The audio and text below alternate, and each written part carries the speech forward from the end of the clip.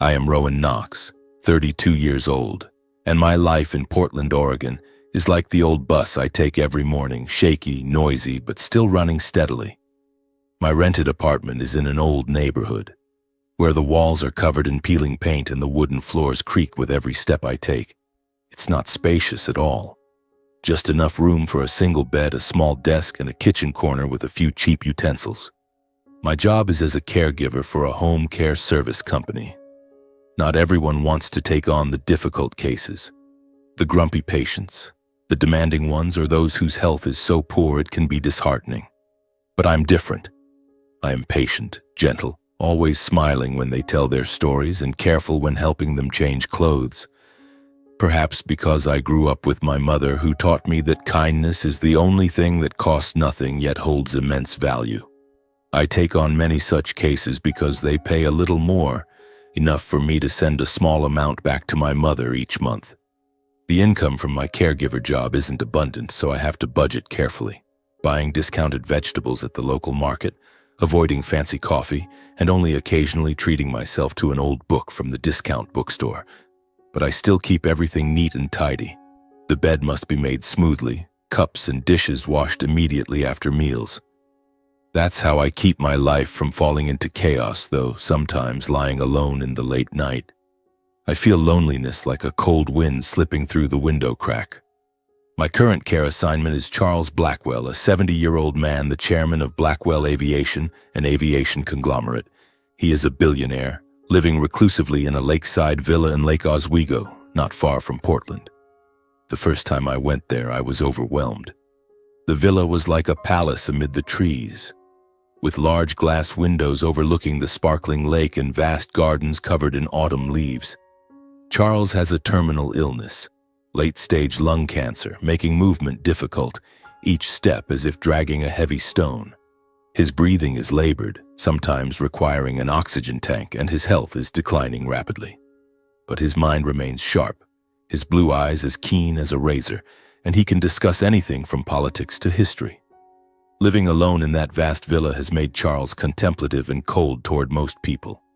The household staff told me that he had fired several caregivers before me because they were too noisy or didn't know how to listen. On our first meeting, he stared at me from his luxurious leather armchair, asking in a hoarse voice, "Do you think you can handle it, young man?" I smiled and replied, "I'll do my best, sir." And so it began. At first it was just work, helping him eat, taking his blood pressure, taking him for walks around the lake if he had the strength. But gradually we grew closer. There were afternoons when we sat by the large window overlooking the lake, sipping hot coffee. He likes his coffee black with no sugar, while I add a bit of milk. We read books together. He read about aviation history and I shared stories from my favorite novels. He often asked, "What do you think about life, Rowan? Is it all just flights with no destination?" I would laugh and reply, "Maybe so. But what matters is who sits next to us on the plane." We watched news about the aviation industry. He commented on accidents or new inventions, his voice full of passion despite his frail body. I listened, sometimes gently debating, and he would laugh, a rare smile that lit up his face. Being with him, I never felt inferior or out of place. Between us, there was no gap of wealth or status, only sincerity and understanding. He appreciated my simple kindness, the little things I did every day without ulterior motives. And for me, he was not just the person I cared for, but the only elderly family figure I had besides my mother, someone who made me feel trusted and needed. That Christmas was approaching. The air in Portland was turning chilly, with golden leaves falling all over the streets. I could sense the loneliness in Charles's eyes. One afternoon, as we sat by the fireplace, he suddenly confided, "Rowan, I don't want to spend Christmas alone in this big, empty, cold house anymore. It's been too many years like this." His voice trembled, his eyes gazing at the lake beginning to freeze over thinly. I was surprised, as he rarely showed emotion like that. "You're not alone, sir. I'm here." But he shook his head with a sad smile. "You're kind, but Christmas is about family. Invite your family here. Let's have dinner and celebrate together. I'll take care of everything. Food, wine, all of it." My heart pounded. I happily agreed immediately because deep down, I too longed for the feeling of a full family gathering after many years of just my mother and me relying on each other. Previous Christmases, we had simple dinners at my mother's house with a small turkey and a few modest gifts. Now the idea of a cozy celebration at the lakeside villa excited me. I promised to bring my mother along. My mother's name is Helen. She's 65 now and living alone in Oregon City. I'll bring her with me. I'm sure she'll be thrilled. Charles nodded, his eyes lighting up. Good. Let's make this Christmas Eve one to remember. As I left the villa, walking under the late afternoon sky with cold wind blowing through my thin coat, my heart felt unusually warm. Back in my small apartment, I lay on the bed, filled with joy at the thought of a proper Christmas that my mother and I hadn't had in many years.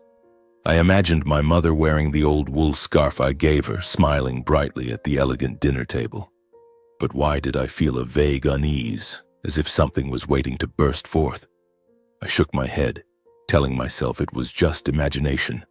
My life was about to change in the best possible way.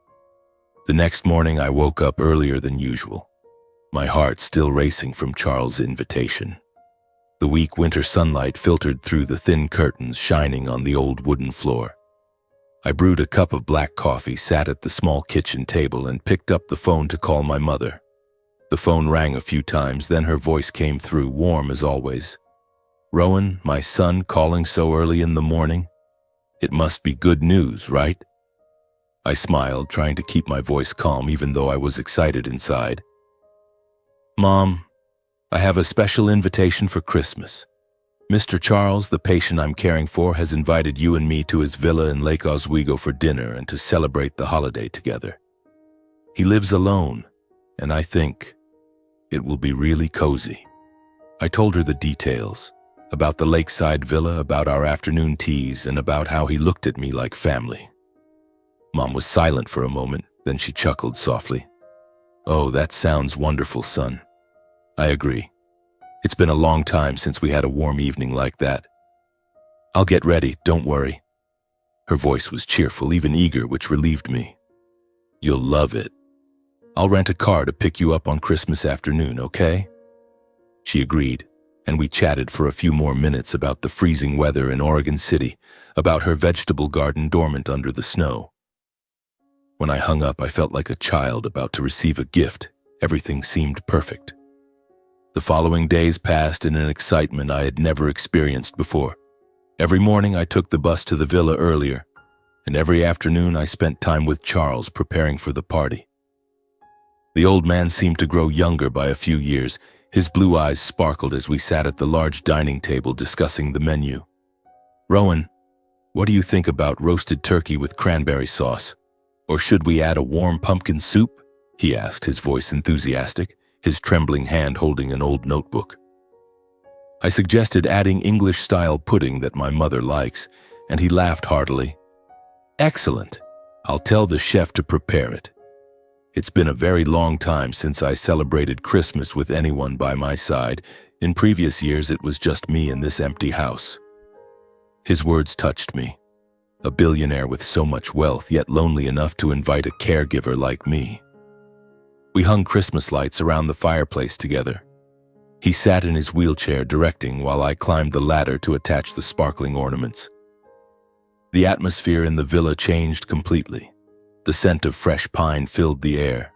Soft Christmas music played from the old speakers, and the lake outside the window was like a mirror reflecting the twinkling lights.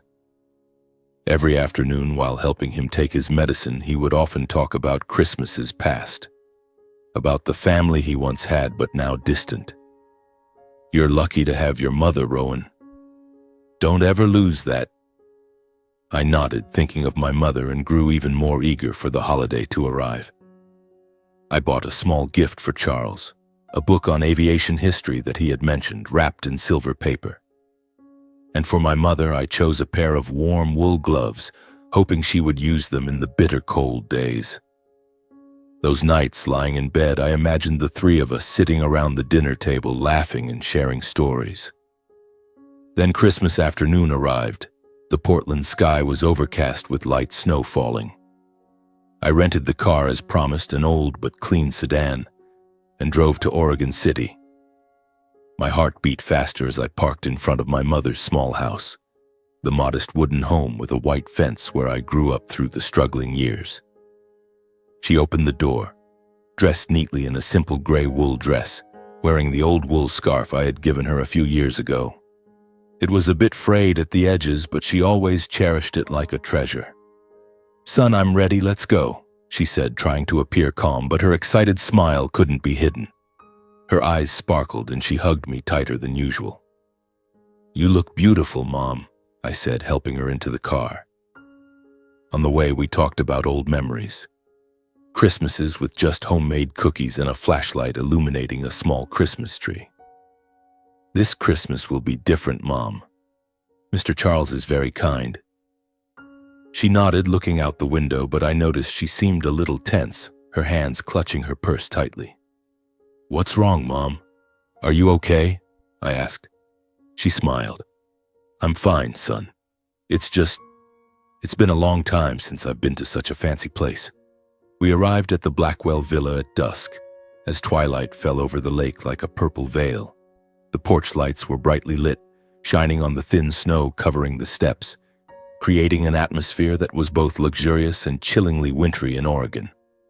A cold wind blew through, carrying the scent of pine and wood smoke from the fireplace. I parked the car, helped my mother out, and we walked up the steps, my hands trembling with excitement. The door opened, and the butler greeted us, leading us into the grand hall. The crystal chandelier sparkled, a towering Christmas tree stood with gifts at its base, and the delicious aroma of food wafted from the kitchen. Charles was sitting there in his armchair near the fireplace, wearing a dark suit, looking healthier than usual. "Rowan, hello? And this must be Mrs. Helen," he said warmly, slowly standing up with the help of his cane. But then, when Charles's and my mother's eyes met, everything suddenly changed. The atmosphere instantly froze as if time had stopped. My mother stood stunned, her face turning pale, her eyes wide with horror, as if she had just seen the greatest nightmare of her life. Charles was the same. He opened his mouth, lips moving as if to say something, but no words came out, only labored breathing. His face went ashen, his trembling hand dropping the cane. I stood in the middle, frozen, my heart pounding in my chest. What was happening? My mother turned and fled immediately, trembling, almost running out of the villa, her shoes scraping on the marble floor. I called after her, but she didn't stop, rushing toward the main door as cold wind rushed in. I hadn't yet grasped what was going on. My mind was spinning. Charles watched her go, his face pale again, as if he understood better than anyone the reason for the chaos that had just unfolded. He whispered something, but I couldn't hear clearly, only seeing his eyes turn red.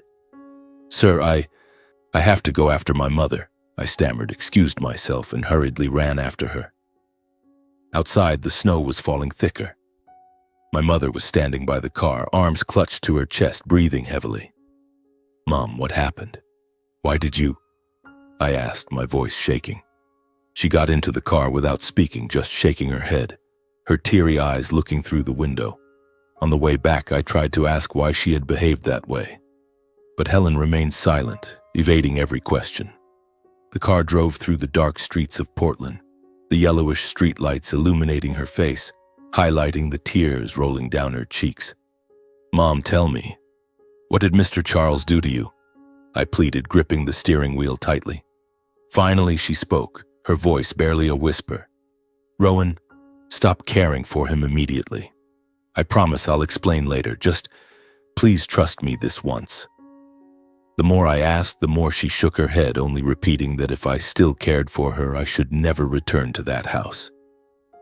Her voice trembled, full of a fear I had never seen in her. "Mom, I don't understand.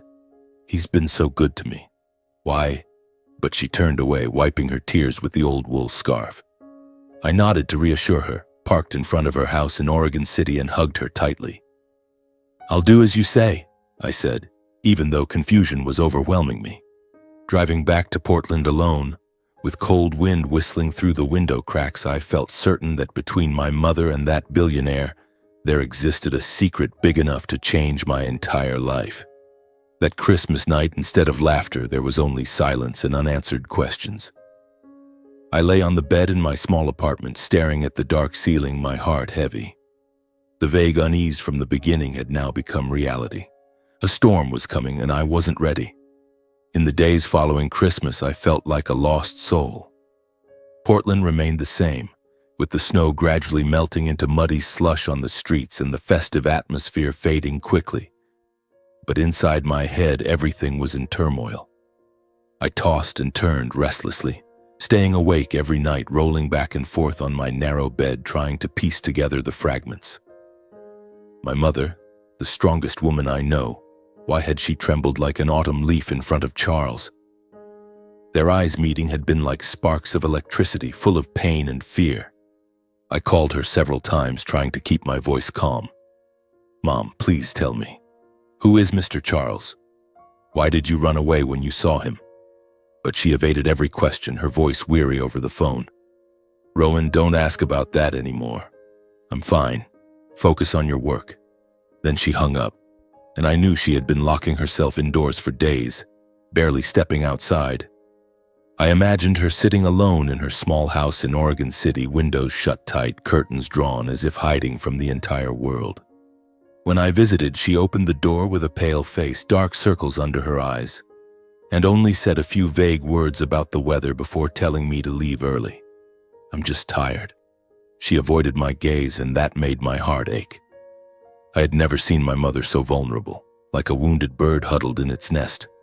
The confusion inside me grew larger, like a balloon inflating to the point of bursting.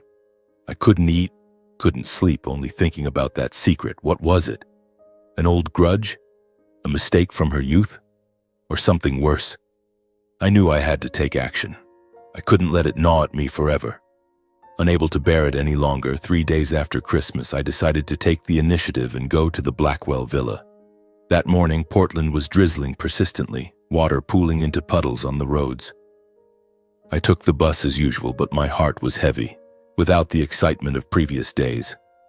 The winding road to Lake Oswego seemed longer, the lake gray and dull under the rain, reflecting the bare tree branches. When I arrived, the butler opened the door, looking at me with surprise. "Rowan, the master is resting. Do you have an appointment?" I shook my head, my voice firm. "I need to see him, just for a few minutes." She led me into the grand hall, where the Christmas tree was still there, but the lights were off, the gifts lying motionless at its base like a reminder of the unfinished holiday evening. Charles sat silently in the vast room, looking more defeated than usual. He was in his old leather armchair, oxygen tank beside him, his face gaunt, his blue eyes clouded with fatigue. He whispered when he saw me, his voice hoarse. "Rowan, you've come. I've been waiting for you." I sat down opposite him, my heart pounding. "Sir, I've come to resign, and I need you to explain everything clearly. My mother, Why did that happen?" He looked at me for a long time, then after a very long silence, as if wrestling internally, he began to recount the past, his voice slow and full of pain. "It started many years ago, Rowan. More than 40 years now. Helen, your mother, used to be a young worker in one of the Blackwell conglomerate's factories. At that time, I was only 25, apprenticing in the family company. We met by chance in the workshop. She worked on the assembly line, her hands quick with aircraft parts, her smile radiant amid the noisy machinery. I often visited the workshop for inspections, and gradually we started talking. At first, just casual greetings, then shared lunches in the cafeteria. He paused for a moment, taking a deep breath to steady himself before continuing, his voice lowering. Helen was intelligent, humorous, and had a warm heart that I'd never encountered in anyone from high society. We fell deeply in love in a short but incredibly happy time. Evenings dating by the lake, walking hand in hand at sunset, or sitting in the car listening to an old radio, dreaming about the future. I'd never felt so alive. His voice trembled, his gaze distant toward the lake where rain was pattering. I sat silently, breathing heavily, imagining my mother when she was young, radiant, smiling brightly beside the man who now was just a sick old man before me. But in my mind, one question echoed. If they had loved each other so deeply, why had it all fallen apart? Charles paused, sipped some water, then continued, his voice dropping even lower. When I wanted to take things further and ask my family for permission to marry, everything collapsed. My parents immediately opposed it fiercely. They saw Helen, a poor girl with little education, not of equal status, as a threat to the Blackwell family's reputation. "You cannot marry a factory girl," my father shouted, his face red with anger. "She'll drag our family into the mud." He fell silent for a few seconds, his hands clenched tightly, then continued in a choked voice. "They gave me an ultimatum. If I continued the relationship, I would be disowned, cut off from the inheritance, and treated as if I were no longer part of the family. Back then, I was too young, too ambitious, obsessed with power and my future position in the conglomerate. I dreamed of leading Blackwell Aviation, soaring high in the business world. And in the end, I was cowardly. I chose my family, the legacy, everything, except the woman I truly loved." He bowed his head, tears rolling down his cheeks. My heart tightened. Anger surged as I thought of my mother being abandoned simply because she was poor. But at that moment, I also felt the loneliness and regret crushing the man before me. Charles sighed softly, his voice lowering further, hoarse from exhaustion and remorse. As for Helen, when she learned she was being discarded, she was both heartbroken and humiliated. I remember that day clearly. I went to see her at the workshop, whispering the breakup amid the roaring machines. She cried, her eyes red, but she didn't beg. Helen just looked at me with a deep disappointment that I still can't forget to this day. That breakup devastated me, and that decision became a wound that never healed. He paused, coughed a few times, then continued, his voice shaking as if confessing his own sin. "I married a woman of equal status arranged by my family, but that marriage was as cold as the lake in winter. When my parents passed away 40 years ago, I started searching for Helen, traveling across states, asking friends, hiring private detectives, digging through old records, but it was all in vain. She had vanished from the face of the earth. For 4 decades, the guilt haunted me like a curse. I always believed that my cowardice had ruined Helen's life, and I've never forgiven myself. Every night I wondered how she was living, whether she was happy or not." He fell silent. The room sank into heavy quiet. I sat there, stunned and in pain. All the pieces gradually fit together. The evasion from my mother, the gaps in her stories about the past, the things she had never spoken of. I suddenly understood that what Helen was fleeing was not just an unfinished romance, but a pain that had lasted for decades, and perhaps across our generation as well. After recounting the past between him and my mother in their youth, Charles was silent for a long while, then gently asked about our lives over the years, like someone genuinely concerned for the woman he had once loved but lost. "Rowan, tell me about Helen. How has she been living? And you? How did you grow up?" His voice was gentle but full of longing. I hesitated for a moment, then began to tell him, my voice slow because every word stirred memories. My mother raised me single-handedly from when I was very young. With no support, she took on heavy jobs to make ends meet. Day shifts at a garment factory, night shifts at fast food restaurants, sometimes working 10 hours straight just to pay rent and put me through school. She came home with swollen feet, clothes reeking of grease, but she still smiled when she saw me. "What did you learn at school today?" she would ask, even though she was so tired she could barely keep her eyes open. I paused, picturing those late nights when she sat sewing under the dim yellow light, her eyes blurring from exhaustion. I continued, my voice deepening as old memories flooded back. Most of my childhood was spent in hardship. We moved frequently because rent kept rising. My mother often ate less to save portions for me. She always said, "I'm full, you eat." But I knew she was hungry. She never complained, never uttered a bitter word. She always just smiled, ruffled my hair, and asked if I was okay instead. "As long as we have each other, that's enough, Rowan," she used to say that. Charles listened in silence. His face grew paler, his trembling hands gripping the armrests as if trying to keep himself from collapsing. I took a deep breath and went on. When I was little, I used to ask my mother about my father. But Helen always said he had passed away long ago and she didn't want to talk about the past. After that, I asked less, but on nights lying staring at the ceiling, I still wondered who he was, what he looked like, whether he ever thought about me. Charles closed his eyes. A tear rolled down his wrinkled cheek. He nodded very slightly as if every excuse had become meaningless. "That's the consequence of wrong choices in youth," he whispered, his voice breaking. I caused all of it." The room fell silent. I looked at him, a man who had once stood at the pinnacle of power, now left only with regret and pain. And for the first time, I understood that some mistakes cannot be fixed. They can only be carried for life. The room sank into oppressive silence, broken only by the pattering rain outside the window and Charles's labored breathing. I felt the vast gulf of wealth versus poverty, power versus vulnerability in the story between Helen and Charles, almost swallowing the entire space. He was a billionaire in a vast villa. My mother and I were just struggling workers, and this secret was like an abyss separating us. I left the villa with a heavy heart.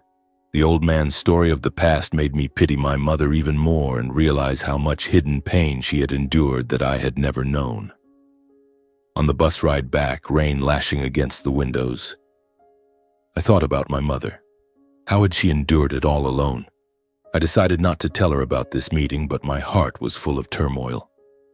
The secret had now been partially revealed, but I felt that the real storm was only just beginning. In the days that followed, I tried to push everything back onto its old track, but my heart felt like an open wound, bleeding every time I thought about it. The next morning, I went to the management company's office in downtown Portland, where the gray walls and the ever-present smell of coffee always made me feel like part of life's routine machinery. I stood in front of my boss's desk, my voice slightly trembling. "I'd like to request a transfer to a new care assignment. The Blackwell case. I can't continue." She looked at me, eyebrows raised. "Why, Rowan? He's spoken very highly of you." I shook my head, forcing a smile. "It's personal. I need a change." She nodded without pressing further and arranged a new patient for me, an 80-year-old woman in the suburbs with Parkinson's needing daily assistance. I felt I couldn't continue working at the Blackwell Villa because I didn't want to cause my mother any more worry. Every time I thought about returning there, I saw her pale face from Christmas night and my heart tightened. I didn't want her to endure any more pain because of me. In the weeks that followed, my life gradually returned to calm on the surface, but that was only an appearance. Every morning I woke up early, brewed black coffee in my old mug, then took the bus to the new patient's house. The old lady's name was Margaret. She lived in a small wooden house with a garden of withered flowers due to winter. She often told stories about her youth, her voice trembling, and I listened, helping her eat, bathe, and take walks around the neighborhood. The familiar work helped me forget somewhat, but every afternoon on the way home, as the sun set behind Portland's tall buildings, the confusion flooded back. I ate dinner alone in my small apartment, sitting silently at the kitchen table, the yellow light casting shadows on the dark window ahead. Late at night, I lay awake, replaying Charles's words. The unfinished love, the opposition from his family and my mother, a young girl abandoned. Why had she never told me? I wondered, and the pain cut like a knife. Life was calm on the outside, but inside me was a whirlwind sweeping away every thought.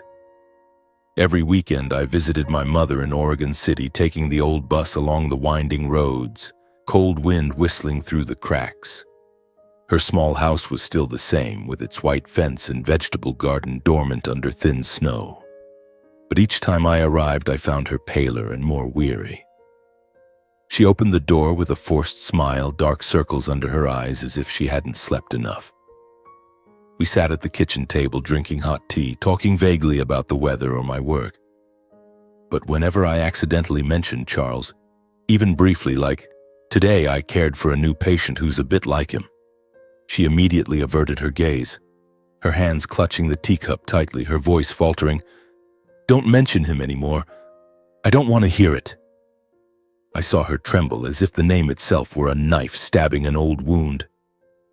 My heart ached, but I didn't dare probe deeper, afraid she would collapse. Those visits only increased my confusion. My mother, the strong woman who had raised me through so much hardship, now seemed like a ghost evading the past. I hugged her goodbye, drove back to Portland with a heavy heart, wondering how deep that secret went. Then one evening, about 3 weeks later, as I had just returned home after a tiring shift, my feet aching from standing all day, there was unexpectedly a knock at the door. I startled. No one rarely visited my apartment, especially at 8 in the evening when Portland was already pitch black and rain was pattering steadily. I looked through the peephole and saw a middle-aged man in a black suit, holding a briefcase, standing in the dim hallway. I asked who it was, my voice cautious. The man replied, "I am Harvey Caldwell, attorney for Mr. Charles Blackwell. I need to speak with Rowan Knox." My heart pounded. Charles? Why was his lawyer coming to see me? I opened the door, invited him in, and we sat at the small kitchen table under the dim yellow light. He looked serious with a square face and silver-rimmed glasses, his voice deep and warm. "Rowan, I've come at Mr. Charles' request. His health has deteriorated severely. The illness has progressed faster than expected. The doctors say he doesn't have much time left, perhaps only a few days." His words hit me like lightning. I sat frozen, my hands trembling as I held a glass of water. Charles, the old man I had grown attached to, the one who had shared the secret of the past with me, was dying. "Before he passes," Harvey continued, "his final wish is to see you again, and to see Mrs. Helen as well." The news left me stunned, as if someone had slapped me hard. Even though I had quit the job, deep down I still felt an indescribable bond with that lonely but warm old man.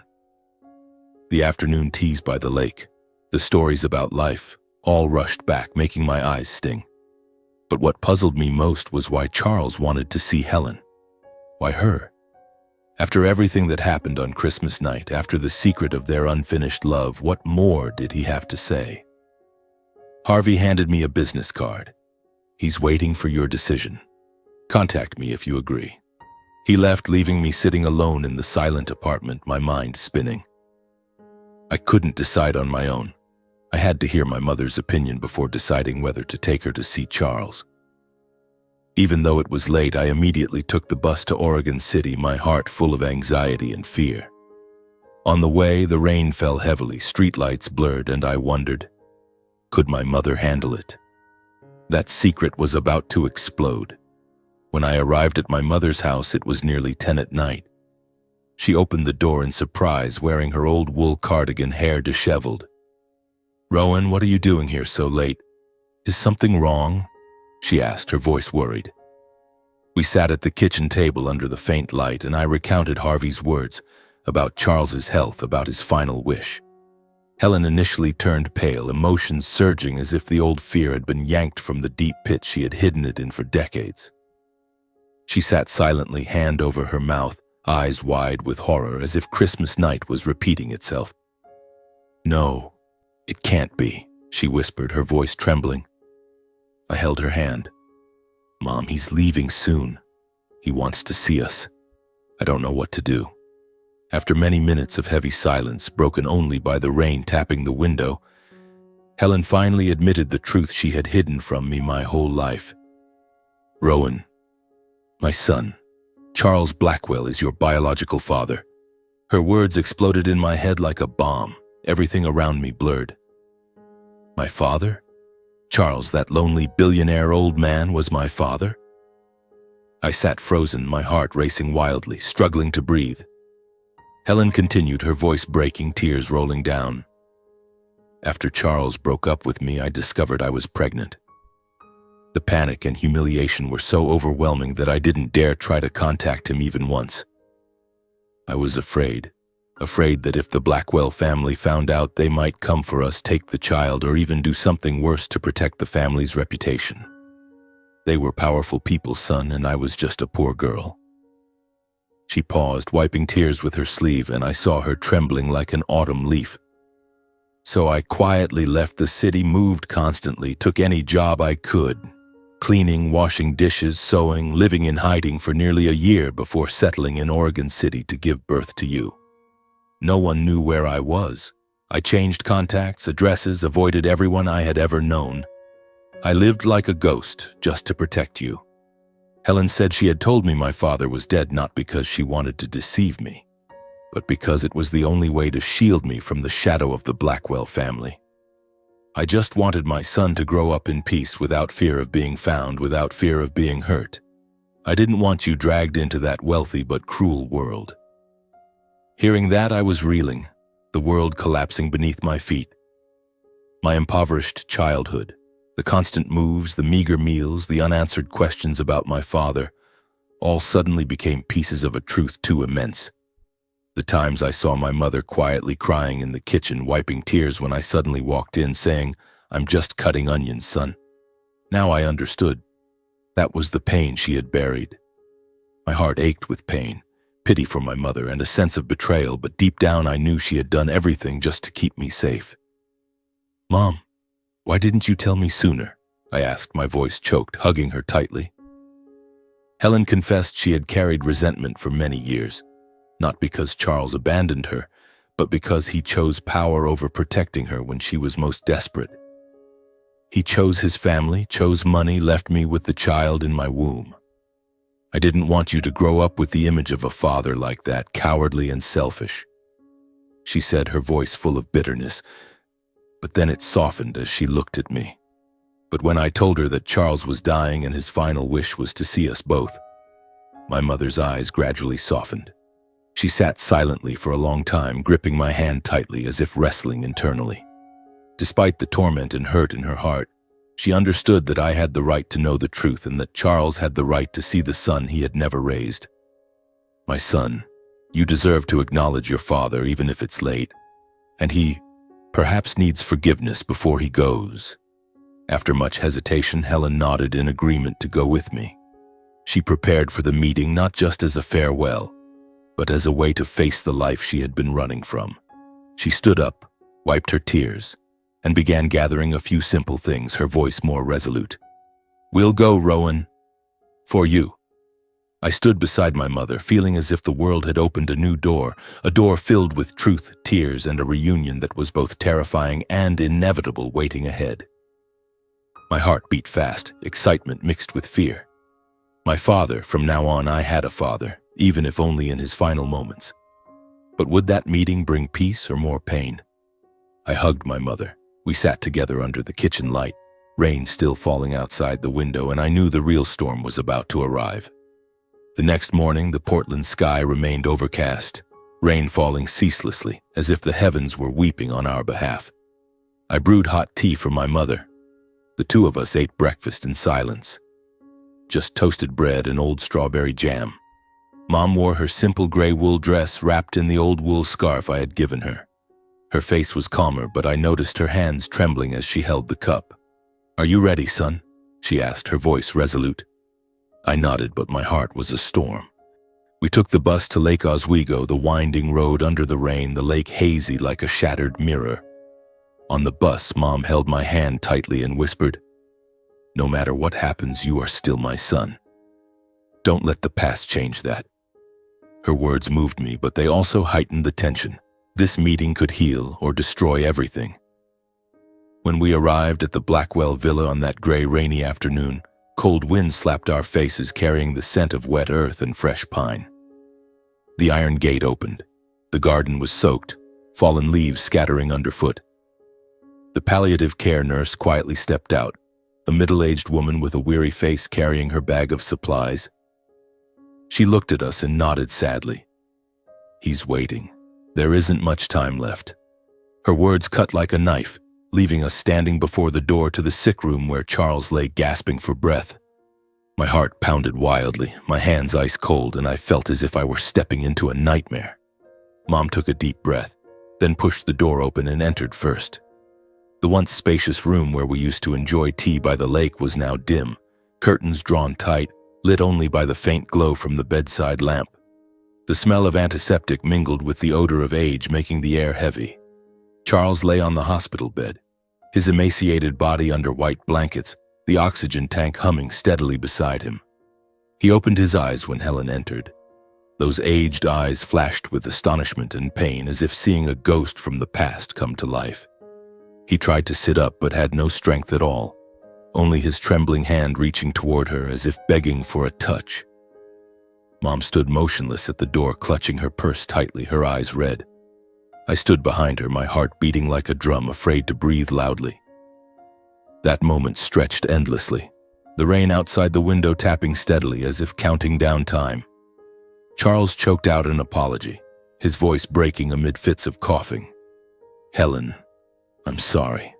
Sorry for being a coward, for abandoning you, for leaving you alone to face that harsh life." He paused, gasping for breath, tears rolling down his wrinkled cheeks. "I chose wrong. Chose my family, chose power instead of you, the woman I loved most." He begged for her forgiveness like a plea from someone about to leave this world, not to be accepted, but to ease the torment that had haunted him for 40 years. His voice was weak but full of sincerity, as if pouring out his entire soul. Mom stood motionless, her eyes red, her face paling under the dim light. She accused him of being heartless and selfish, her voice trembling but firm. "Charles, you were so cruel. You chose your family and power instead of protecting the only woman who ever truly loved you. You left me with humiliation, with nights crying alone, with a life full of hardship." She paused, wiping her tears, her voice rising. "The years raising our son alone are a pain that no apology can ever compensate for. I ran away, changed my life just to escape your shadow and that family's." Charles listened to every reproach without dodging or defending himself. He lay there, eyes fixed on Mom in agony, accepting it all as deserved punishment for the wrong he had done. "You're right. I deserve this," he whispered, coughing violently, the oxygen tank humming louder. The room sank into heavy silence, broken only by the rain falling against the window and his labored breathing. I stood by the door, my heart constricting. Before me were two people who had once loved each other deeply, now facing each other in the most belated moment of their lives. Charles slowly turned to me, his gaze trembling but determined. He took a deep breath, then admitted, his voice breaking, "Rowan, a few weeks ago when suspicions began to arise, I asked my private doctor to conduct a DNA test, discreetly and legally. I needed to know the truth before it was too late." He swallowed hard, his voice nearly shattering. "The results confirmed. You are my biological son." His words struck like lightning. Even though I had heard it from Mom, hearing it from him made everything more real. He coughed and gasped, his voice faint. "Helen, please. Let me acknowledge the son I never got to hold even once in my life. I'm not asking to be his father. I'm only asking to leave this world without carrying the regret of having lost everything." Mom looked at me, the son she had spent her whole life protecting.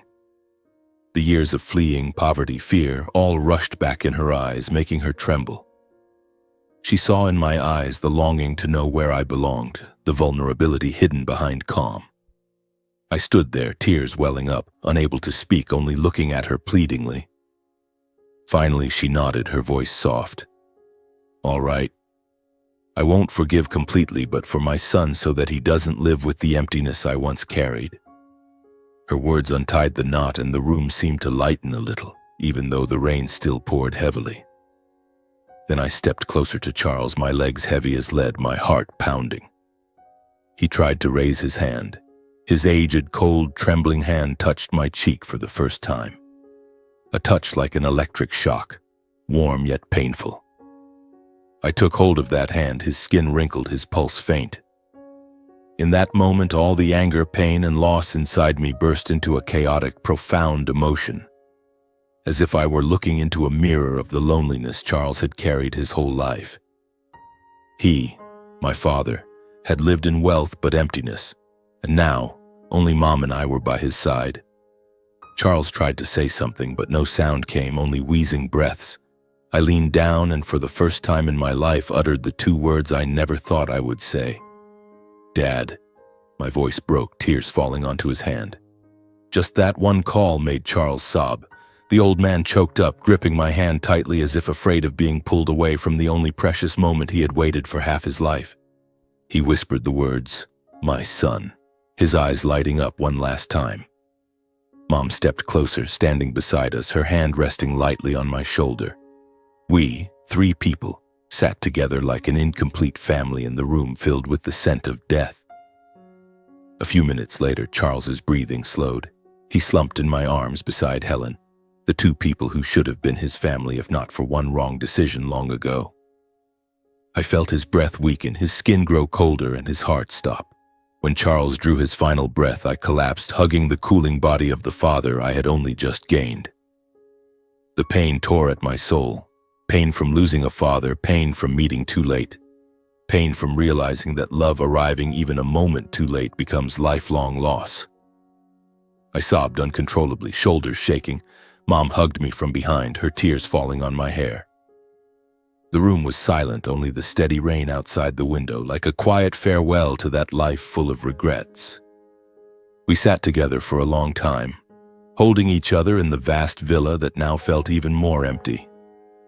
I thought about what had been lost, a complete family, the years I should have spent with my father, and felt a sharp ache in my heart.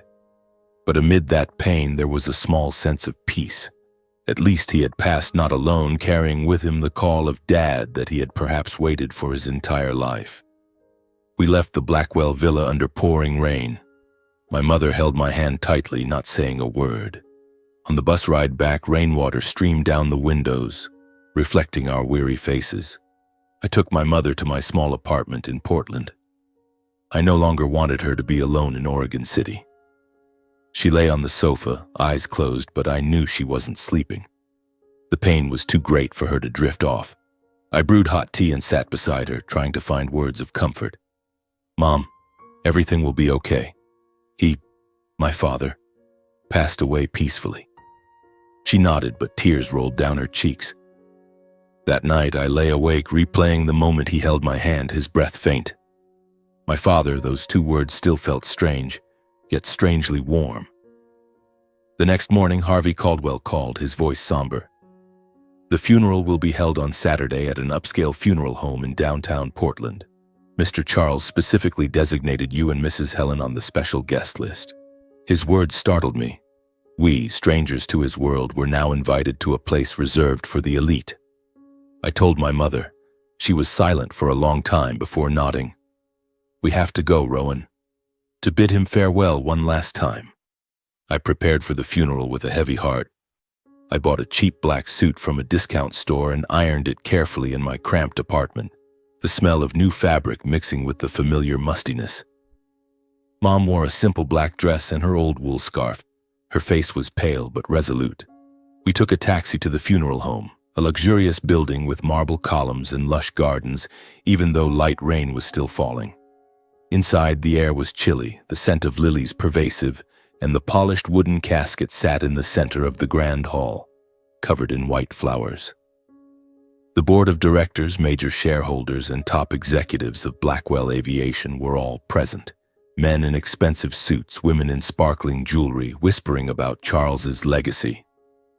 They nodded politely to one another, but the atmosphere lacked warmth, feeling more like a business meeting than a funeral. Mom and I stood quietly in a corner, pressed against the wall, feeling out of place amid that powerful crowd. We were there by his final wishes, yet why did I feel like an intruder? My heart raced, a mix of nervousness and fear. Did anyone know our secret? As the ceremony was about to begin, somber organ music filled the air and the large doors creaked open. An elegant woman entered with a young man, both sharing the same cold, distant demeanor as if carved from ice. She was tall, hair in an elegant updo, wearing an expensive black outfit with exquisite tailoring, diamond jewelry glittering under the lights. The young man beside her, about 28 years old, wore a dark gray suit, hair slicked back, his eyes scanning the room indifferently. They were Eliana Blackwell, Charles's wife, and Nolan Blackwell, his son, who had lived in London for many years. I knew about them from Charles's passing mentions, an arranged marriage, a distant son with little contact. They drew everyone's attention as they entered. Whispers arose. "Mrs. Blackwell has arrived. Young Mr. Nolan flew in from England." Eliana walked straight ahead, chin held high, her face showing no grief, only pride and irritation, as if being here was a burden. Nolan surveyed the room with indifference, as though attending only out of obligation or for some gain. Perhaps the enormous inheritance. They took seats in the front row but did not bow their heads, merely staring at the casket with impassive expressions. As soon as she entered, Eliana immediately noticed the two strangers, Mom and me, standing in the prominent area near the casket. She frowned, narrowed her eyes, then strode over to Harvey Caldwell nearby and asked in a low voice loud enough for those around to hear, "Who are those people? Why are they standing in the family area?" Harvey replied calmly and professionally. "That is Rowan Knox, the chairman's caregiver, and his mother, Mrs. Helen Knox. They were specifically designated by Mr. Charles on the special list." Eliana's gaze turned icy and hostile, sharp as a blade. She whipped around to stare at us, lips pressed tight. I felt a chilling wave from her. My heart beat faster. The ceremony began with the pastor's prayers and echoing organ music, but I couldn't focus. Eliana's eyes kept glancing at us, full of suspicion. During the intermission for viewing, Eliana approached me directly, deliberately loud enough for others to hear, her voice sharp with contempt. "Excuse me, but why is a caregiver standing in the Blackwell family area? This isn't a place for outsiders." Her words hit like a splash of cold water. Several people turned to look, whispers rising. Mom gripped my hand tightly, her face paling. I took a deep breath and replied gently but firmly, "Ma'am, I am here in accordance with Mr. Charles's final instructions. I have no intention of offending or claiming any position. He considered us family." My words momentarily stunned Eliana. Her eyes widened in surprise, but her expression quickly darkened with irritation at being challenged by someone she viewed as inferior in front of so many people.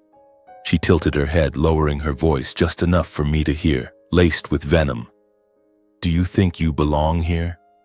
Don't meddle in Blackwell family affairs. We don't welcome outsiders." Her words stung like needles, but I didn't respond, only meeting her gaze steadily, my heart pounding with anger. A few nearby shareholders exchanged curious glances and whispered, "Charles cared that much about his caregiver? Strange. He must have been very lonely in his final days." They weren't used to seeing Charles show concern for anyone, let alone an ordinary caregiver like me. The tension spread like a ticking time bomb. Mom stood beside me, face ashen, avoiding Eliana's eyes. For the first time, I saw my mother, the woman who had faced life alone, appear so small and vulnerable, shrinking like a withered leaf under the cold wind from that powerful woman. Her hands clutched mine as if pleading for help, stirring in me a mix of anger and heartache. Why did she have to endure this? Nolan then approached, looking at Mom and then at me with disdain, a sarcastic smile curling his lips. He asked Harvey in a half-joking, half-cutting tone, "Who are these people? My father's caregiver? Why are they standing here like family? Or did Dad get senile in his old age?" Those words made my heart skip a beat, not from shame, but from the raw callousness of Nolan mocking the father I had only just touched before he died. He, Charles's biological son, spoke of his father like a stranger, full of calculation. Harvey tried to ease the tension, his voice polite. "Mr. Nolan, this is in accordance with Mr. Charles's wishes. Please respect his final requests." But Eliana and Nolan remained standing there, their eyes warning me that the Blackwell family did not accept outsiders. They turned away, whispering to each other, and the funeral atmosphere grew even more oppressive. The ceremony continued with speeches from company leaders praising Charles as a pioneer in aviation, but no one mentioned his loneliness or the warm moments of his final days. I stood there listening, my heart in turmoil, my father, that great man, reduced to empty platitudes. When people approached the casket to pay respects, Mom and I stepped forward. My hand trembled as I touched the cold wood. I could only whisper his name, tears streaming down. Eliana watched us from afar, eyes full of suspicion. That night, as Mom and I left the funeral under heavy Portland rain, cold wind whipping our faces and carrying the scent of damp earth, we took a taxi home in silence, rain pounding on the roof. And I had a clear premonition that Charles had left something that could upend the entire Blackwell family. Perhaps his will, or an even greater secret. My heart raced, excitement mixed with fear. The storm hadn't ended. It was only just beginning. In the days following the funeral, our lives felt suspended in a thick fog. Portland continued to rain endlessly, the streets slick and wet, and my small apartment became a temporary refuge for my mother. She stayed with me, unwilling to return alone to Oregon City. And we spent our time sitting at the kitchen table, drinking hot tea, talking vaguely about old memories. Safe things that didn't touch the fresh pain. But every night I woke up in the middle of the night, drenched in sweat, replaying the contemptuous looks from Eliana and Nolan at the funeral. They, Charles's official wife and son, had stared at us like intruders, and their words still echoed in my head. "We don't welcome outsiders." I wondered, did they know the secret about me? That I was Charles's biological son? Or did they simply see us as lowly people unworthy of standing beside his casket? Mom tried to maintain her composure, but I noticed she grew paler, ate less, and sometimes sat alone staring out the window, her eyes red. "What are you thinking about, Mom?" I asked, and she shook her head. "Just the past. Don't worry." But I did worry. Worried that the storm I had sensed was drawing near. 1 week after the funeral, just as I had anticipated, Harvey Caldwell sent a notice. The letter arrived by mail. A thick envelope with the gleaming Blackwell Aviation seal under the kitchen light. My hands trembled slightly as I opened it and read aloud to Mom. "Dear Mr. Rowan Knox and Mrs. Helen Knox, you are invited to attend the reading of Mr. Charles Blackwell's will at the main offices of Blackwell Aviation this Wednesday at 10 a.m. Mom sat motionless, her teacup growing cold in her hands, her face paling. "Mom, should we go?" I asked, my voice lowering. She looked at me for a long time before nodding. "I think we should go, Rowan. Your father left something for us. We can't avoid it forever." Her words tightened my chest. This wasn't just a will. It was the conclusion to a chapter of life filled with chaos. The waiting days stretched on endlessly. I continued my caregiver work with Mrs. Margaret, helping her eat and telling stories. But my mind wandered. Every afternoon on the way home, I thought about the Blackwell Aviation offices, the towering building in downtown Portland, a symbol of the power and wealth Charles had built. How would we, a poor mother and son, walk into that place? How would we face Eliana and Nolan? My premonition grew stronger. This would be a battle, not an ending. Wednesday arrived. The Portland sky was still rainy but lighter, as if the heavens were holding their breath in anticipation. I wore the black suit from the funeral. Mom wore her simple gray wool dress. We took a taxi to the Blackwell Aviation offices. The building soared high, its glass gleaming under rare sunlight breaking through the gray clouds, with the massive aviation logo atop it. We entered the grand lobby, the polished marble floor reflecting our images. Uniformed staff glanced at us curiously. Harvey was waiting by the elevator, his face serious yet warm. "Thank you both for coming. Everyone is waiting." We rode to the top floor, down a vast hallway lined with artwork and the aroma of premium coffee. As we entered the conference room, a large glass-walled space overlooking the rainy city, Eliana and Nolan were already seated around the long wooden table, alongside several lawyers and shareholders. Both froze in shock upon seeing us, as if witnessing the greatest insult of their lives. Eliana, in an expensive black business suit with her hair in a tight bun, flushed red and stood abruptly. "What is this? Why were they let in? This is a family will reading." Nolan, sitting beside her, sneered with full contempt. "Harvey, are you joking? Why let outsiders attend Blackwell Family Matters? Who are they? The caregiver and his old mother?" His words cut like a knife, echoing in the silent room. Mom gripped my hand tightly, her face ashen, and anger flared up in me like fire. We were insulted, humiliated, and nearly driven from the room. Eliana pointed at the door. "Get out now. This isn't a place for people like you." Nolan stood, slamming his hand on the table with a mocking smile. "Exactly. Leave before I call security." The conference room atmosphere was taut as a wire. A few shareholders exchanged glances and whispered. Harvey raised his hand, his voice calm but firm. "Mrs. Eliana, Mr. Nolan, please remain calm. Mr. Rowan Knox and Mrs. Helen Knox are named in the will. They were invited in full compliance with legal procedures." His words momentarily stunned Eliana and Nolan. Their mouths gaped, but their hostile eyes burned even brighter. Eliana slumped back into her seat, face flushed. "The will? How could they be in the will? This is a joke!" Nolan glared at us as if he could devour us alive, lips curling. "This must be fraud." Harvey signaled for everyone to sit, then opened the sealed envelope on the table and read the will in an even voice. The room fell deathly silent, broken only by the pattering rain against the glass. The will was revealed, and its words exploded like a bomb.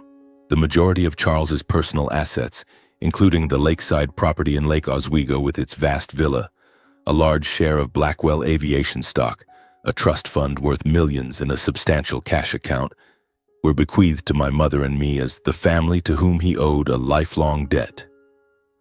Harvey read the details. "I, Charles Blackwell, bequeath to my son Rowan Knox and his mother Helen Knox the entire Lake Oswego villa, 60% of the company shares, a trust fund valued at $50 million, and my personal bank accounts. This is my way of compensating for the years I missed. The remainder, including ownership of minor assets like a New York apartment and a symbolic annual allowance, was left to Eliana and Nolan in accordance with marital obligations, but it was clearly far less than they expected, only about 10% of the total estate." I sat frozen like a statue, my ears ringing. Even knowing Charles was my biological father, I had never imagined he would leave me the bulk of his fortune as a final way to make amends for all the lost years. The lakeside villa, company shares, luxuries I had only dreamed of. Beside me, Mom couldn't suppress her trembling. She gripped my hand so tightly it hurt, a mix of pain, anger, and uncertainty about how to accept this decision. In stark contrast, Eliana jumped up screaming that it was a conspiracy, her voice shrill and echoing. "Impossible. This is a scam. They took advantage of Charles when he was weak, manipulating him." She pointed at us, face flushed.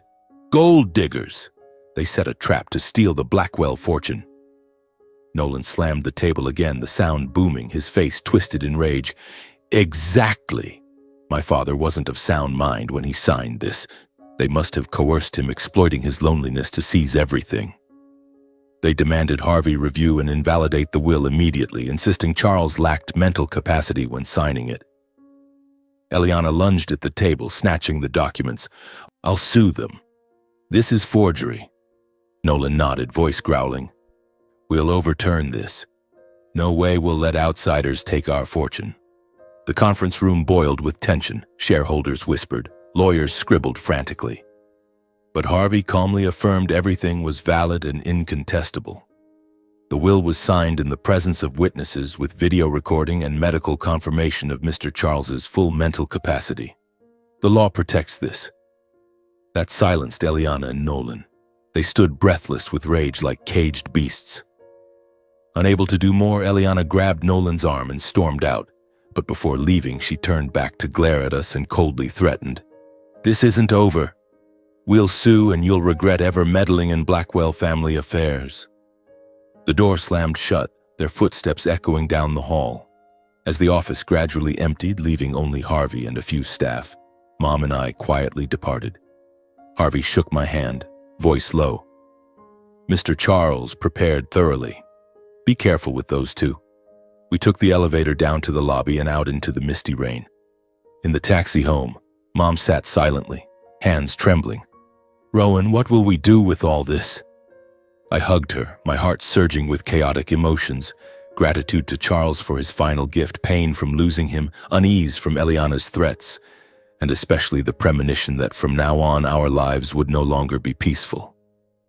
That fortune, millions of dollars, the villa, the shares, was like a ticking time bomb, and Eliana and Nolan would not let it rest. My heart raced. Excitement mingled with fear. The real storm was coming. In the days following the will reading, everything changed at a dizzying pace, as if we had been swept into a vortex with no escape. The next morning, as I woke up in my small apartment and brewed black coffee as usual, I opened my phone and saw the news flooding in. Major Portland newspapers, the Oregonian Willamette Week, ran sensational headlines. Aviation billionaire leaves massive fortune to caregiver and his mother. Shocking secret behind Charles Blackwell's will. The news of my mother and me inheriting the bulk of Charles's estate spread rapidly across the media, followed by a barrage of articles, comments, and speculation that weighed heavily on us. On social media, Twitter and Facebook exploded. Real professional gold diggers. The Blackwell family got robbed blind.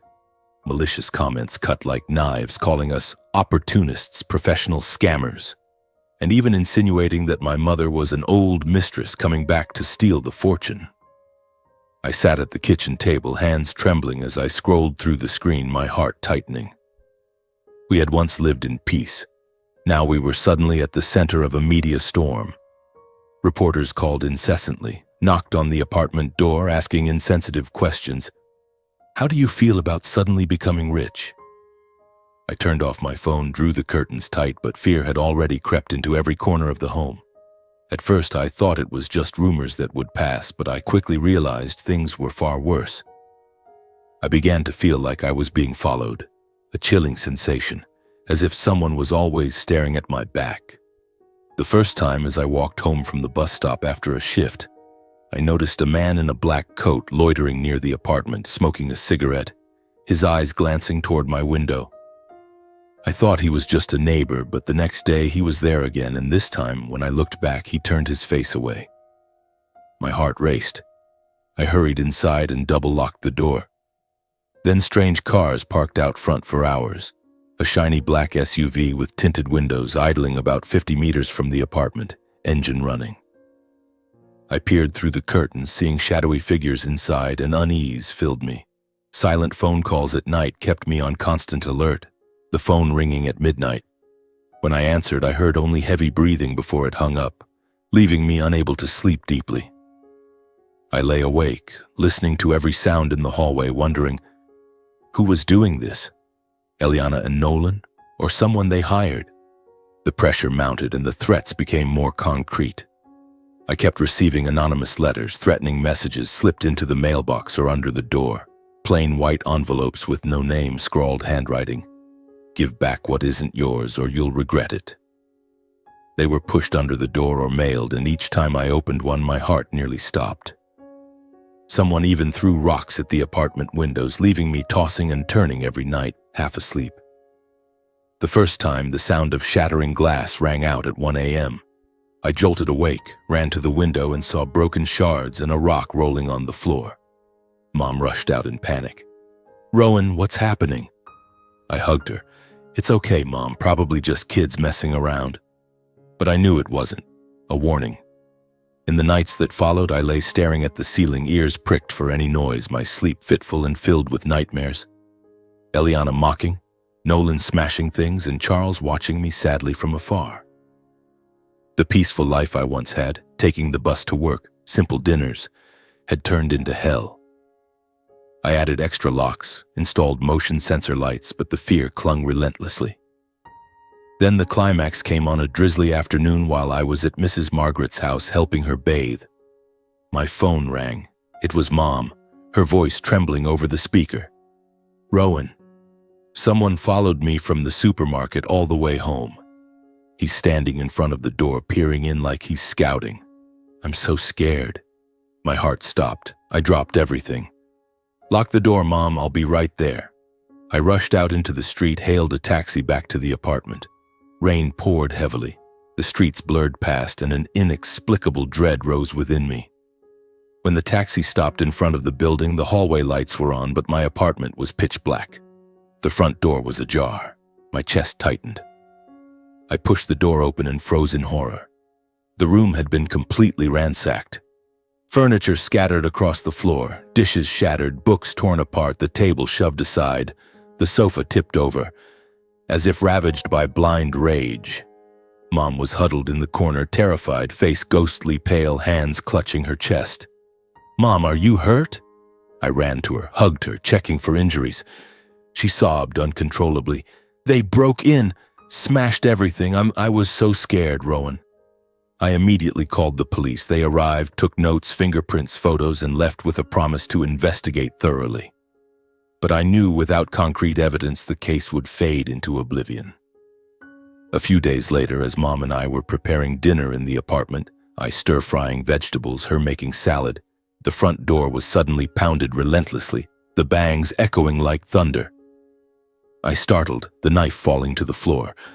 Before I could react, the door burst open. I had forgotten to double lock it, and Eliana and Nolan stormed in, faces flushed with fury and hatred.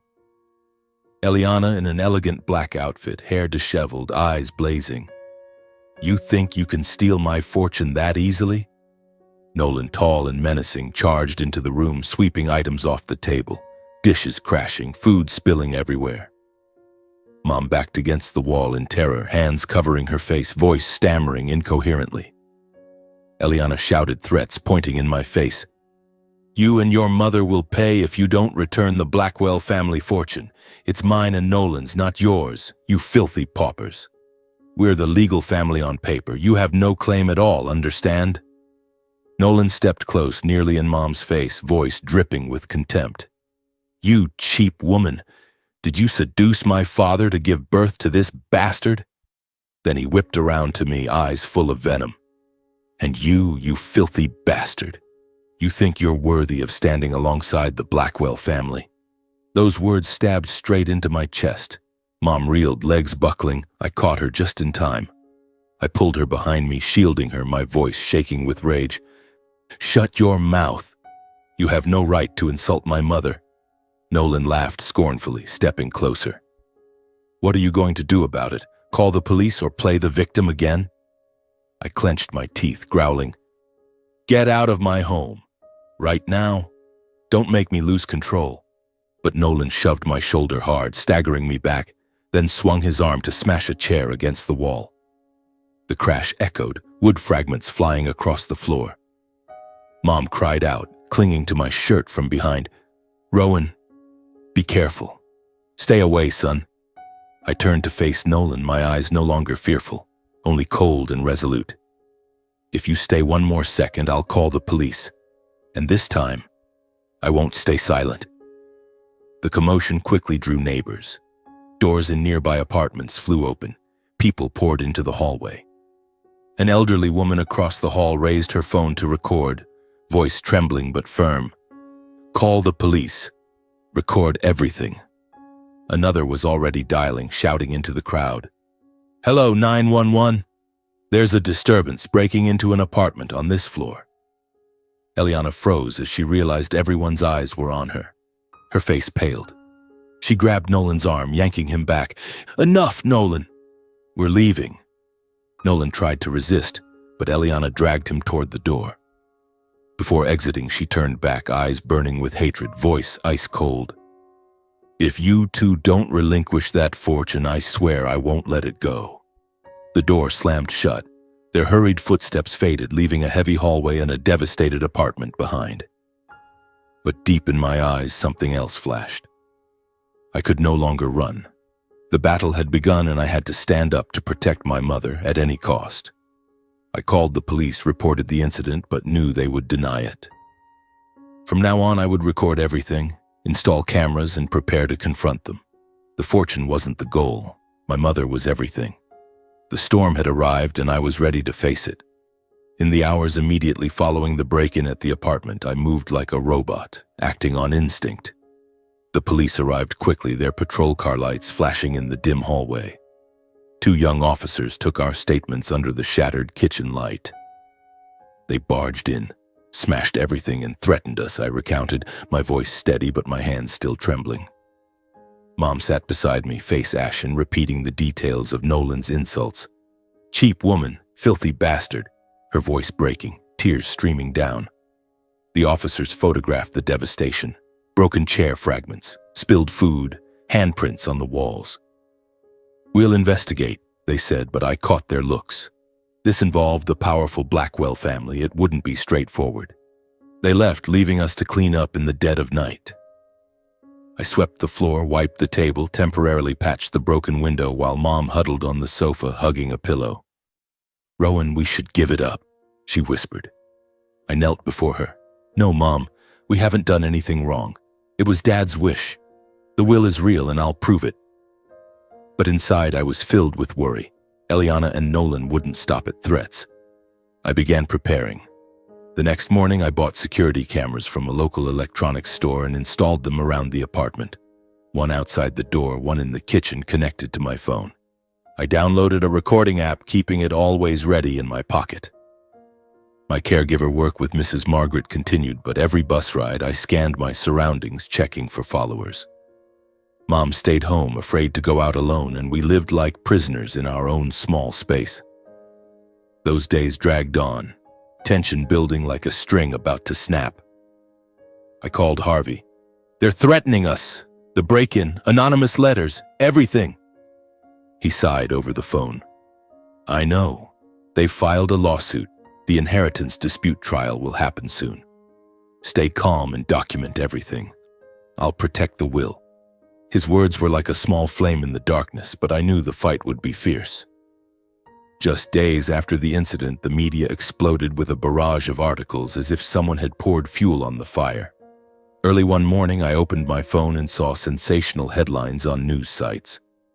Caregiver Rowan Knox accused of exploiting frail patient to seize Blackwell fortune, emotional manipulation of lonely billionaire, the dark story behind the shocking will. Tabloids portrayed me as a criminal, photos of me at the funeral cropped and captioned, "Gold digger posing as caregiver deceiving Charles Blackwell in his final days." I sat frozen at the kitchen table, holding a cold cup of coffee, heart pounding. Who leaked this? Eliana and Nolan, without a doubt. They were using the media to smear us, turning us into villains in the public eye. Mom came out, saw my face, and asked, "They're slandering us again?" I handed her the phone. She slumped into a chair, hand over her mouth. "Oh God, how can they be so cruel?" The stories spread quickly, from local papers to national outlets, speculating about a shady relationship between me and Charles, implying I manipulated the weak old man for his money. Malicious comments flooded social media like a filthy torrent. On Twitter, Facebook, Reddit, people piled on, "This guy's a professional parasite. Took advantage of a lonely billionaire and hit the jackpot. That mother-son duo must have planned it from the start." Many believed the fabrications, sharing articles with angry emojis, making me feel scrutinized and whispered about wherever I went. But I didn't defend myself, didn't speak out, didn't respond to the press. Reporters ambushed me, thrusting microphones in my face. "What do you have to say about the manipulation allegations?" I shook my head and walked away, choosing silence, not out of weakness, but knowing only the law could prove the truth. Harvey advised, "Don't respond. Let the court speak for you." I followed his advice, gritting my teeth and enduring each day an internal battle. Those nights I lay awake thinking of Charles. Had he foreseen this? He left the fortune to make amends, but it dragged us into hell. My premonition was right. The storm was raging, and we were at its center. The inheritance dispute trial took place just weeks later, drawing intense media attention, reporters, and public curiosity throughout Portland. The downtown courthouse was packed. Hundreds gathered outside with phones and microphones, creating a tense atmosphere. Reporters jostled, camera flashes popping, shouts ringing out, "Rowan, are you a fraud?" Mom and I entered through a side door, guided by Harvey, my heart pounding like a drum. Inside the courtroom, the air was icy. Polished wooden benches gleamed. The judge sat high with a stern expression. Eliana and Nolan sat on the opposite side, in expensive suits, faces impassive, flanked by a formidable team of lawyers. They glared at us like enemies. Eliana whispered something to Nolan, lips curling in scorn. In court, Harvey Caldwell presented the full legal documentation proving the will's complete transparency. He spoke calmly, voice echoing, "Your Honor, here is the video of the will signing, witnessed by two legal parties, the doctors and Mr. Charles's secretary." The large screen played the footage. Charles in his lakeside armchair, voice clear, signing with a weary smile. The doctor beside him confirming he was 100% lucid. Next, Charles's personal physician testified in writing that he was fully competent and of sound mind at the signing. No signs of confusion, no coercion or influence. Harvey then opened another file, revealing Charles had prepared everything in advance. It included legally obtained DNA test results from an independent lab. Samples compared Charles's medical records with my biological sample collected during routine care, with full signatures and clear chain of custody. The conclusion confirmed I was his biological son. Additionally, there was evidence of my over-a-year caregiving, work schedules, daily medical notes, treatment invoices, and handwritten entries by Charles himself. In them, he repeatedly noted that Eliana and Nolan had no contact, no visits, no inquiries for years, not a call, not a card, and only appeared when money was involved. These documents showed Eliana and Nolan had zero contact, no visits, not even a birthday card in years. Meanwhile, I was the only one by Charles's side, truly caring for him until the end. Diary entries stating, "Rowan is with me every day, listening and caring like a son." Harvey presented it all convincingly. This is not manipulation, this is genuine family bond. Eliana and Nolan grew agitated, denying everything, but their arguments were weak and contradictory. Eliana shouted, he was deceived. They manipulated him. But their lawyers stumbled, lacking concrete evidence. Nolan slammed the table. My father was senile. But the video and records refuted it all. The courtroom fell silent. The judge nodded, and when delivering the verdict, his voice rang out. The court declares the will fully valid. The plaintiff's accusations lack basis. Defendants Rowan and Helen Knox prevail. Applause erupted in the courtroom, mingled with Mom's sigh of relief. Eliana and Nolan left in humiliation. Media captured their ashen, furious, bitter faces. Eliana covering hers, Nolan yelling into microphones, "We'll appeal!" But the crowd outside cheered. Many who had believed the lies turned against them, criticizing their greed and cruelty. They abandoned the old man and now fight to steal. Reporters swarmed, but I said nothing, just holding Mom's hand as we left. I walked out without looking back, gripping her hand tightly. I understood this wasn't just a legal victory, but a triumph of truth. Charles was vindicated and we were free. Days later, major newspapers issued corrections en masse, publishing full court evidence emphasizing my dedication during Charles's care. Headlines shifted. Caregiver Rowan Knox cleared. Court confirms will's validity. Truth behind dispute. Blackwell family neglected lonely billionaire. Belated apologies appeared, editors writing, "We rushed inaccurate reports. We apologize to Mr. Knox and Mrs. Knox." The public gradually warmed to me, admiring that I never spoke out to protect my father's honor and my mother's peace. Articles praising Rowan Knox, symbol of loyalty and kindness. Old colleagues called, "Sorry, Rowan, we were wrong." Neighbors smiled when we met. My honor restored, I became an image of loyalty, kindness, and resilience, not for the inheritance, but for ultimately winning through truth. Mom smiled for the first time in days. "Son, we finally have freedom." But I knew the journey wasn't over. The wounds remained, but we were stronger. After winning the lawsuit and restoring our honor, I decided not to let the inheritance change who I was. I didn't want to become part of the elite world with its lavish parties and scrutinizing gazes. No, I wanted to live as before, simple, grounded, with my mother by my side. So I contacted Harvey and requested that all the real estate and shares inherited from Charles be sold to start the modest life I had always desired. The selling process took a few months, but Harvey handled it smoothly.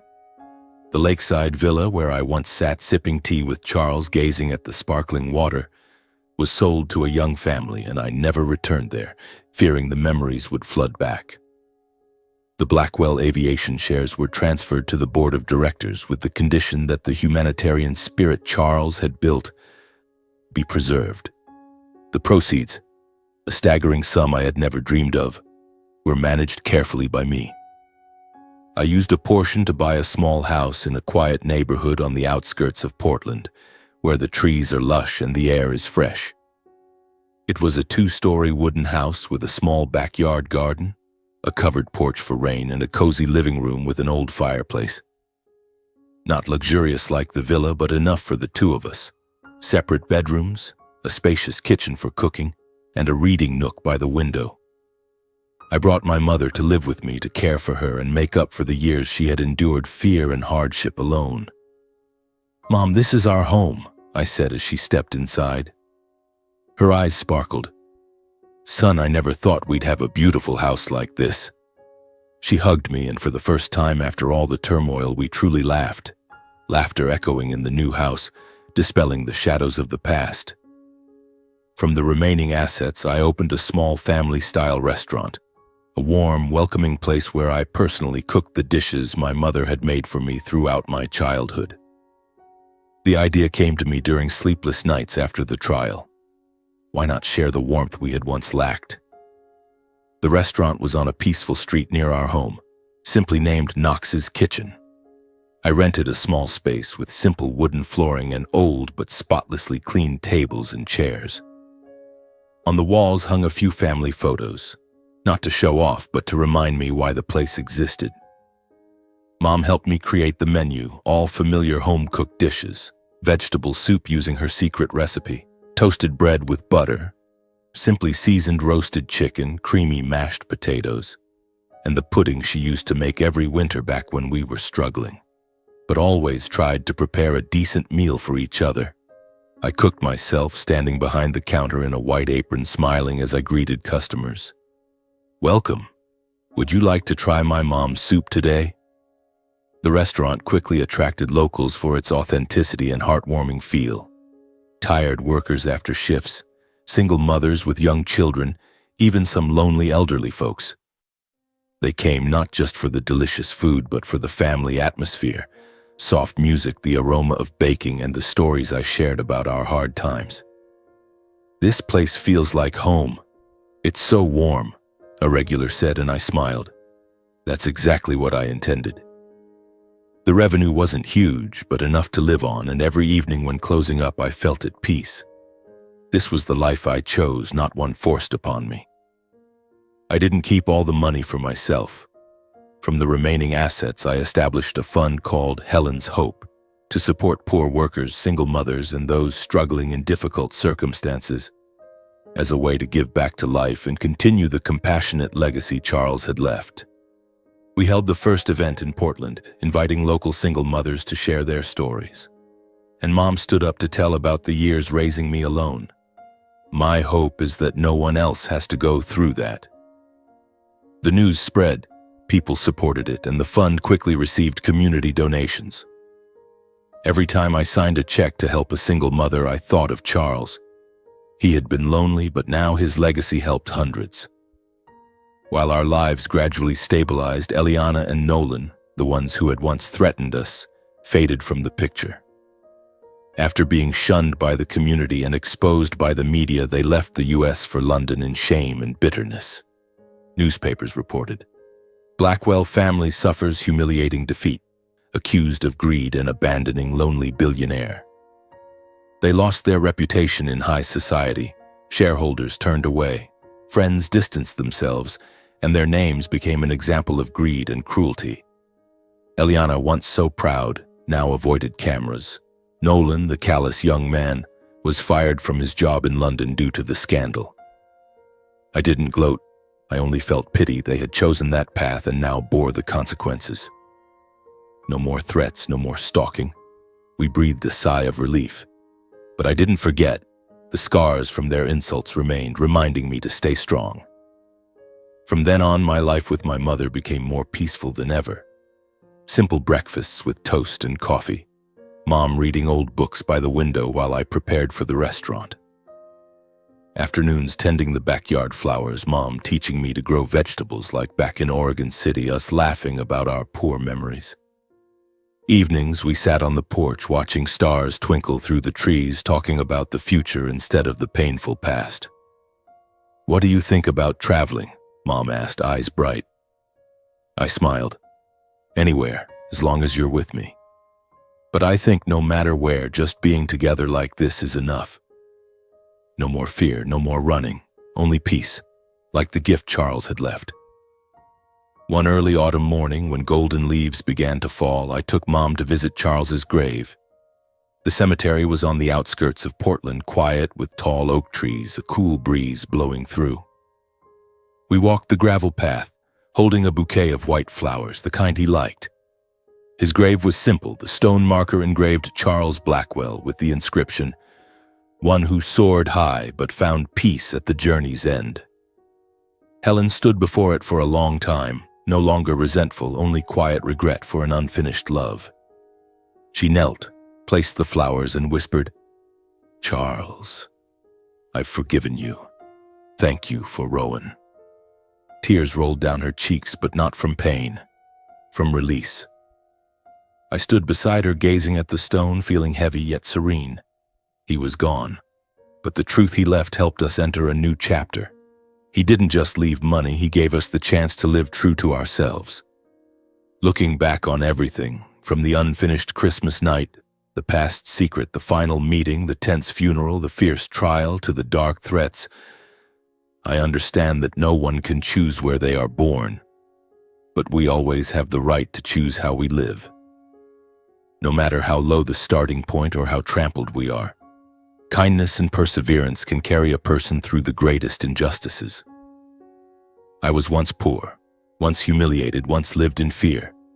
But I chose silence, chose to face it with truth, and step by step stood firm on my own feet.